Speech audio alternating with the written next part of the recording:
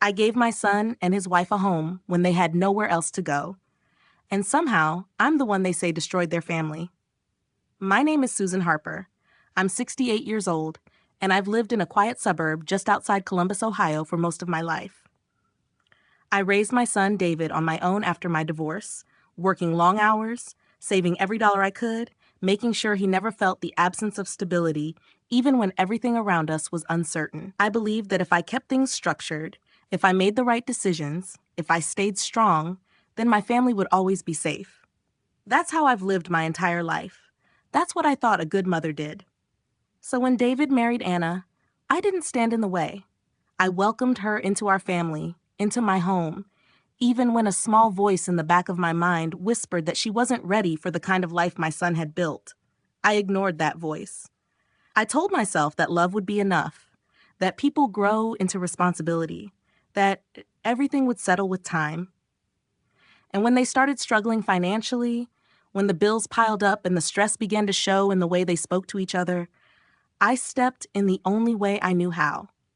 I told them to move in with me. I told them I would take care of everything until they found their footing again. I remember the look on Anna's face when I made that offer. She smiled. She said thank you. But there was something else there too, something I couldn't quite place at the time. I chose to believe it was relief. I chose to believe I was doing the right thing. Because in my mind, family means stepping in when things fall apart. It means protecting what matters before it's too late. I had done it before. I had done it my whole life. And I truly believed that this time would be no different. I thought I was giving them stability.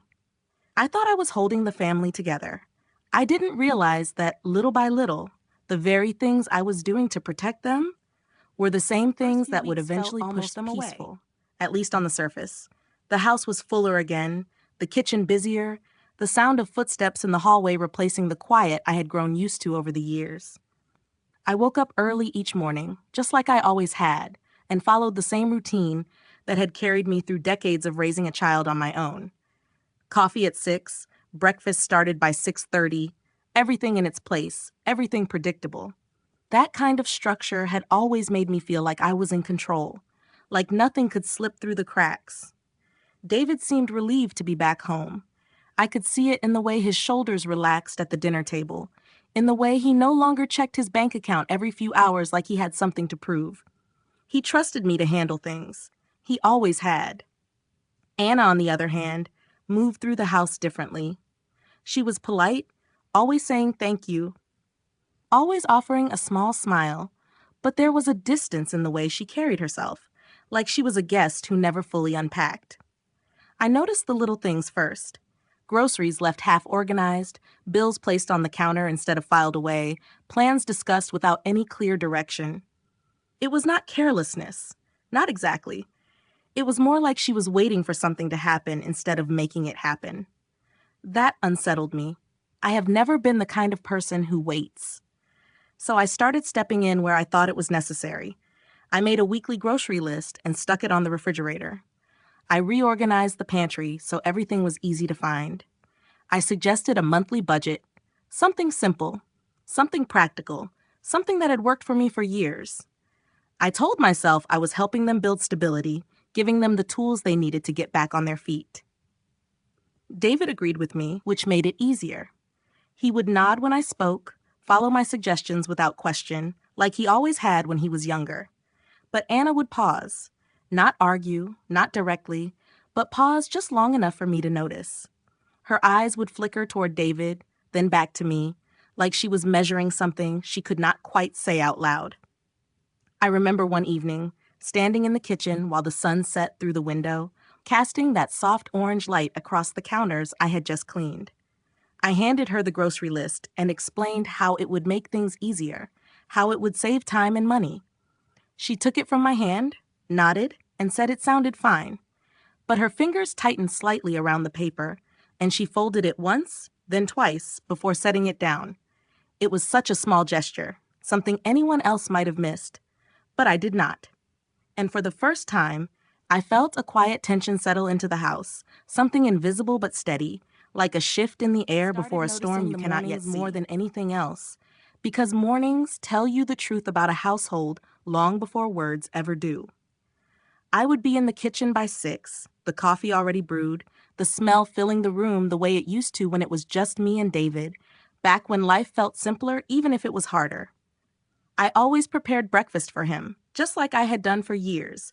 Eggs the way he liked, toast lightly browned, everything placed neatly on the table before he even walked in. It was not something I questioned. It was just what a mother does. One morning, Anna walked into the kitchen a little later than usual, her hair still slightly unbrushed, her steps slower like she had not slept well. She looked at the table, then at me, then at the plate I had set down in front of David. I did not make one for her. Not intentionally, not in a cruel way, but because I believed she needed to start building her own routine, her own sense of responsibility. I had already taken on so much. I thought it was fair. I remember the way she stood there for a moment, not saying anything. The silence stretched longer than it should have. David glanced up briefly, then back down at his plate, as if nothing unusual had happened. That silence told me more than any argument could have. Anna eventually moved toward the counter and poured herself a cup of coffee, but she did not sit down. She stayed standing, her back slightly turned toward us, like she had stepped out of something she was never fully part of to begin with. I told myself she was being sensitive, that she was reading too much into a simple situation. I even tried to explain it later, casually, telling her that learning to take care of small things like breakfast was part of building independence, especially with a baby on the way. She nodded again, the same polite expression, the same quiet acceptance. But something had shifted. It was subtle, almost invisible, but I could feel it. Conversations became shorter, eye contact became brief, almost calculated. And David, without realizing it, stayed exactly where he had always been, right beside me, comfortable, unquestioning. I began to see a pattern forming, not in what was said, but in what was left unsaid.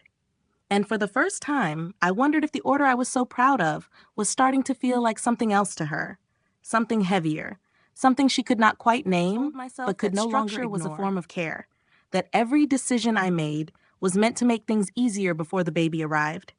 But somewhere along the way, I stopped asking whether those decisions were mine to make. One afternoon, while David was at work, I walked into the spare room that was going to become the nursery and stood there for a long moment, imagining how it should look, how it should feel, how everything should be arranged so that nothing would ever be out of place. I had done this before. I knew what worked and what did not. So I started moving things. I measured the distance between the crib and the window, adjusted the position of the dresser, reorganized the shelves so that everything would be within easy reach. I even replaced a few items Anna had picked out, not because they were wrong, but because I believed there were better options, safer options, more practical ones. When I was finished, the room looked exactly the way I thought it should. Calm, organized, efficient. I felt a quiet sense of satisfaction standing there, like I had solved a problem before it could even begin. When Anna came home and saw it, she stopped in the doorway. She did not step inside right away. Her eyes moved slowly across the room, taking in every detail, every change. I explained what I had done, carefully, calmly, telling her I just wanted to make things easier for her, especially with everything she was going through. For a moment, she did not say anything. Then she walked in, touched the edge of the crib, and turned to look at me in a way I had not seen before. There was no confusion in her expression this time. No hesitation. Just something steady, something firm. She said, very quietly, that this was her baby, and she needed to feel like she had a place in preparing for it. The words were simple, but they landed heavier than I expected. I responded the only way I knew how. I told her that I had already raised a child, that I understood what was necessary, that I was only trying to make sure everything was done right. David came home later that evening, and when she brought it up to him, he listened, then looked at me and nodded slightly, as if the matter had already been decided. That was the moment something changed in the room. Not loudly, not dramatically, but in a way that lingered. Anna did not argue after that. She did not raise her voice or make a scene. Instead, she stepped back in a way that felt deliberate, like she was slowly removing herself from something she no longer believed she could influence. And I told myself that it was for the best, that fewer disagreements meant more peace, not realizing that silence can sometimes mean something else entirely. The house became quieter in a way that was difficult to explain, not because there were fewer sounds, but because the sounds no longer connected the same way. Anna still moved through the rooms, still followed the routines that had formed around her, but there was a distance in everything she did, like she was present without truly being part of what was happening. I noticed it most in the evenings, when we would all be in the same space, but somehow separate. David watching television, me reviewing bills or making lists, and Anna sitting nearby, her hands resting over her stomach, her thoughts somewhere I could not reach. I told myself that pregnancy can make a woman emotional, that this distance was temporary, something that would pass once the baby arrived and everything settled into a new rhythm. That is what I believed. That is what made sense to me. So I did what I always do when something feels uncertain. I tried to fix it by doing more.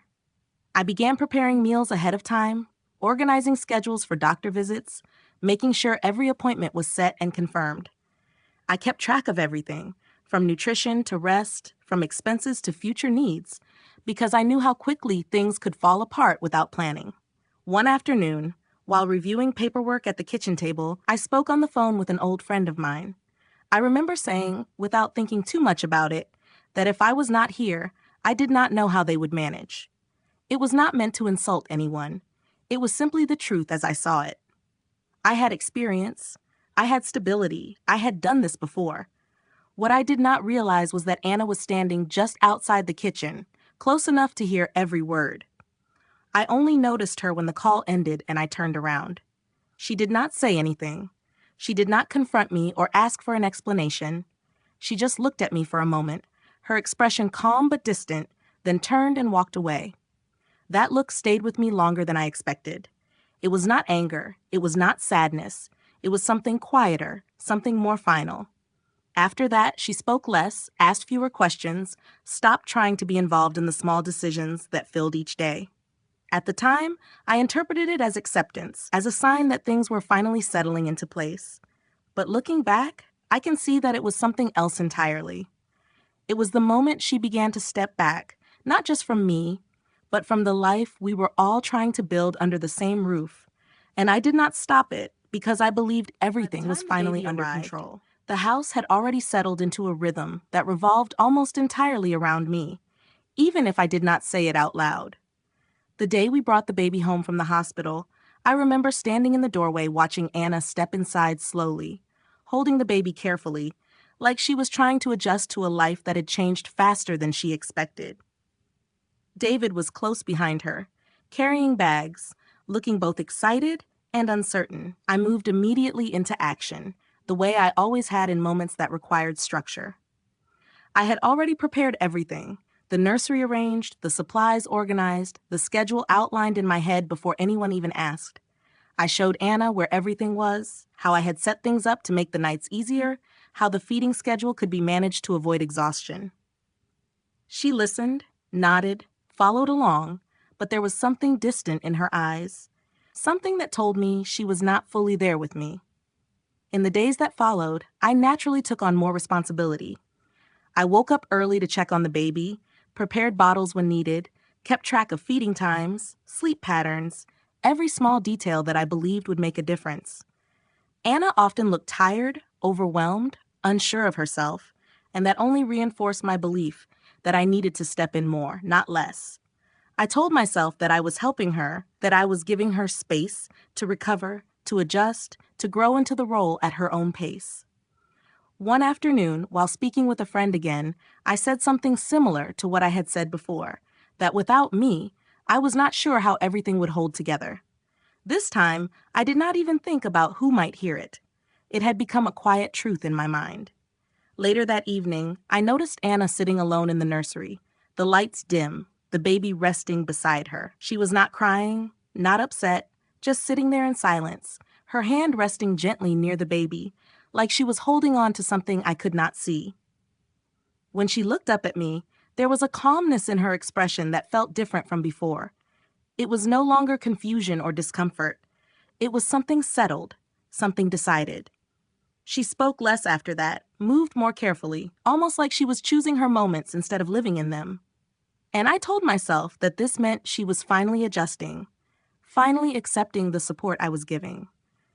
But I did not realize that what I saw as support might have felt like something else to her entirely, something that left less and less room for her to exist as a mother in her own home. I began to notice something else slipping through the order I had worked so hard to create, something less visible than routines or schedules, but far more difficult to control. It showed up in the way Anna moved through the house, no longer hesitant, but deliberate, as if every step had a purpose I was not part of. At the same time, I started to feel a different kind of pressure, one that had nothing to do with the baby and everything to do with stability. Bills were increasing, small expenses adding up in ways David did not seem to notice. He had never been good with money, not because he was careless, but because he trusted that things would somehow work out. That had always been my role, to make sure they did. So I did what I believed was necessary. One evening, after dinner, I sat down with David at the kitchen table and brought up the idea of managing their finances more directly, at least for a while, until things settled. I explained it calmly, practically, showing him how I could organize their accounts, track spending, and make sure nothing slipped through the cracks. He listened, just like he always had, and after a moment, he agreed. There was no resistance, no hesitation. To him, it made sense. It always had. Anna was in the room when we talked, but she did not say much. She sat quietly, her expression unreadable, her hands resting in her lap as she listened. I remember glancing at her briefly, expecting a question, a concern, something to indicate how she felt about it.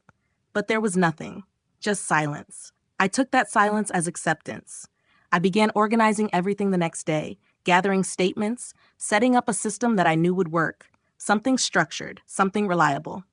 I told myself that I was protecting them, protecting the future of that child, making sure there would be no mistakes. I did not exclude Anna on purpose. I simply did not see the need to involve her in every detail, not when I already had a clear plan. But over the next few days, I noticed her watching me more closely, her eyes following the folders on the table, the papers in my hands, the way I moved through decisions as if they were already made. It was not the same look as before.